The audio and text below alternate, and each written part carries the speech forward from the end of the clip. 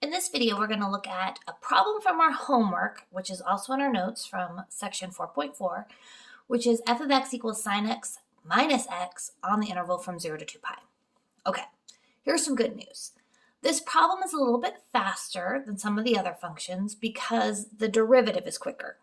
There's not any chain rule, there's not any quotient rule, product rule, so it's pretty fast.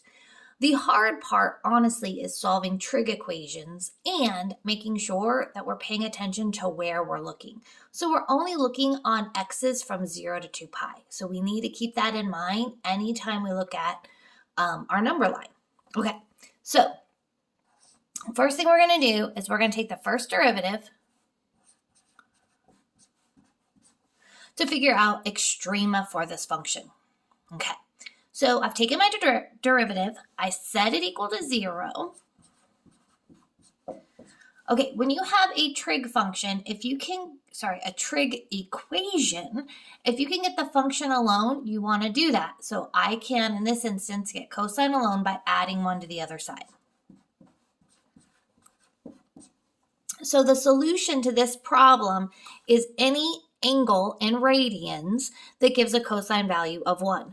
And that happens when x is 0, again at 2 pi, again at 4 pi, again at 6 pi, and all the negatives of those as well.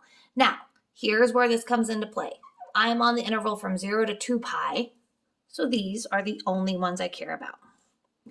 So these are my candidates for extrema.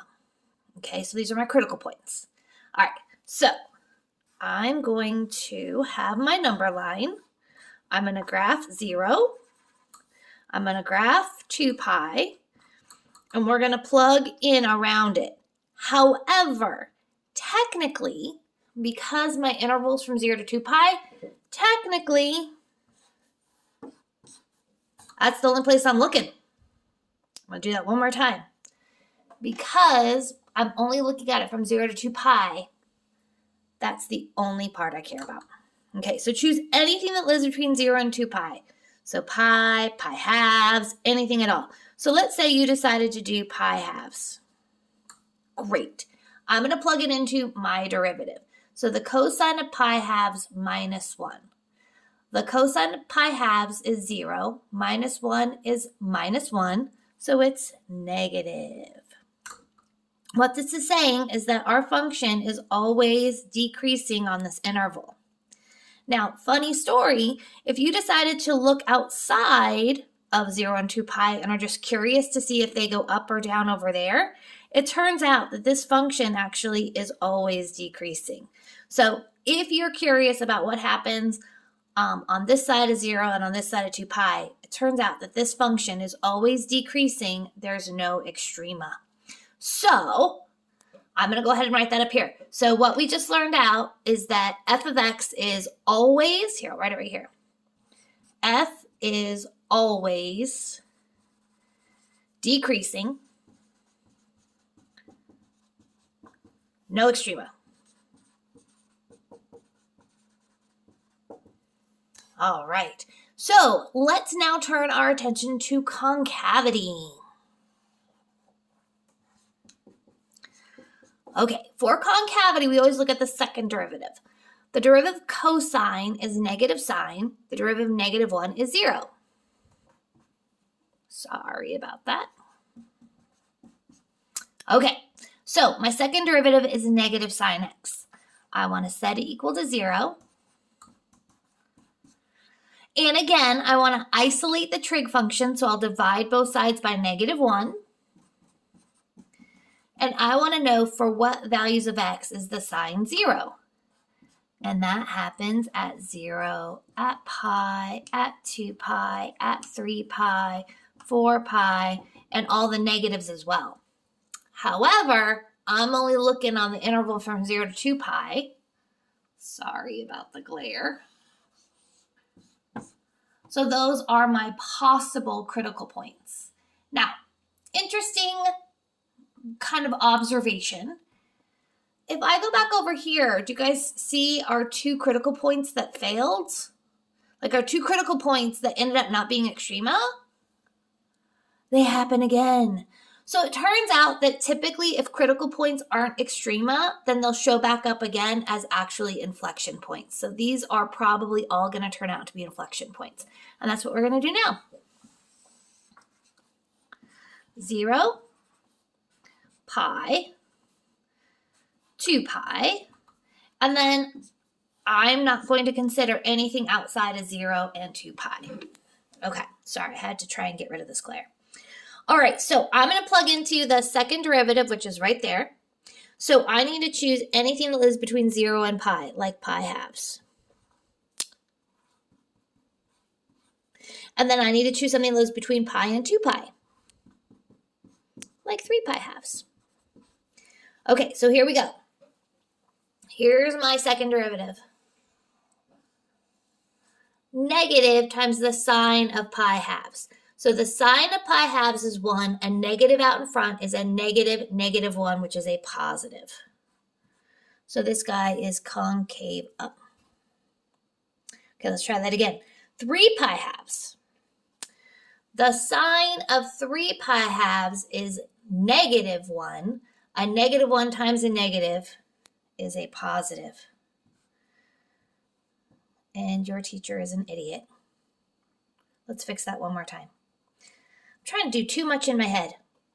Let's try pi halves one more time, and let's write it out. See, this is why sometimes you have to write stuff out, because sometimes even in our brain it gets muddled. Let's try that again. Sine of pi halves is 1. 1 times a negative is -1. Whew.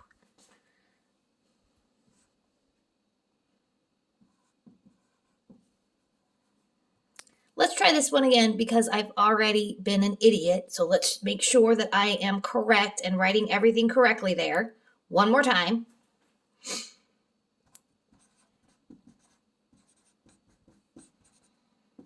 The sine of 3 pi halves is -1. A negative -1 is a positive 1. And when you're positive, you are concave up.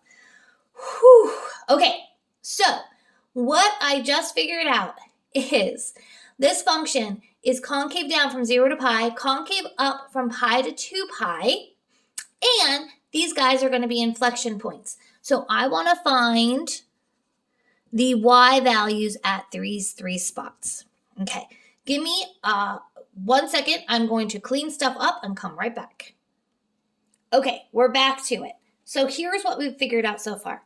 F is always decreasing. Check. There's no extrema. Check. My concavity, once I straightened out my mistakes, we're concave down on 0 to pi, concave up on pi to 2 pi. Last but not least, these are inflection points, but I need the y values. Okay. Anytime you need the y values, you go back to the original function. So I need to plug each of these into sine x minus x. So I need to find the sine of 0 minus 0.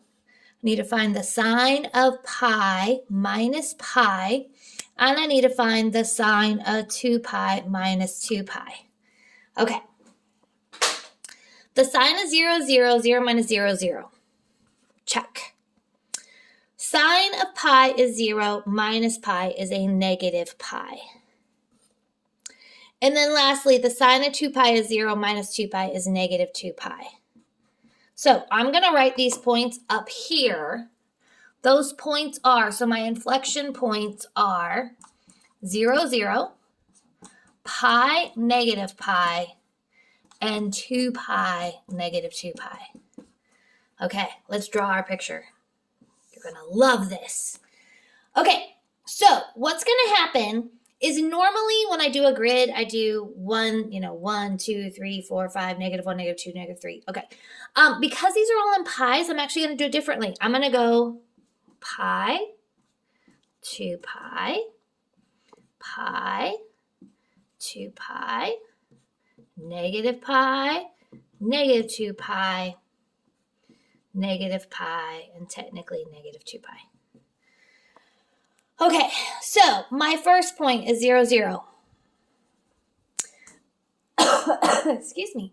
My second point is pi, negative pi. So pi, negative pi. And then my third point is 2 pi, negative 2 pi. Okay, now, before I start connect the dots, I want to bring up something. Think about what sine x looks like. Think about what negative x looks like, so just negative x. So what's happening is that these two are going to combine. In this picture, you can already kind of see the negative x aspect of it. Okay, now let's talk about concavity. So this is going to be concave down from 0 to pi and concave up from pi to 2 pi. So here's what it's going to look like. It's kind of weird. It's kind of like stairs. And if you were to keep going, so if we went on a bigger interval for them 0 to 2 pi, what would happen is that the next piece would come down. This piece back here would go up. And that's what it's doing. And so if you think about it, it's as if sine x and negative x had this weird graph baby. Okay, that is sine x minus x in all of its beautiful glory. I hope that helps as you're working on your homework.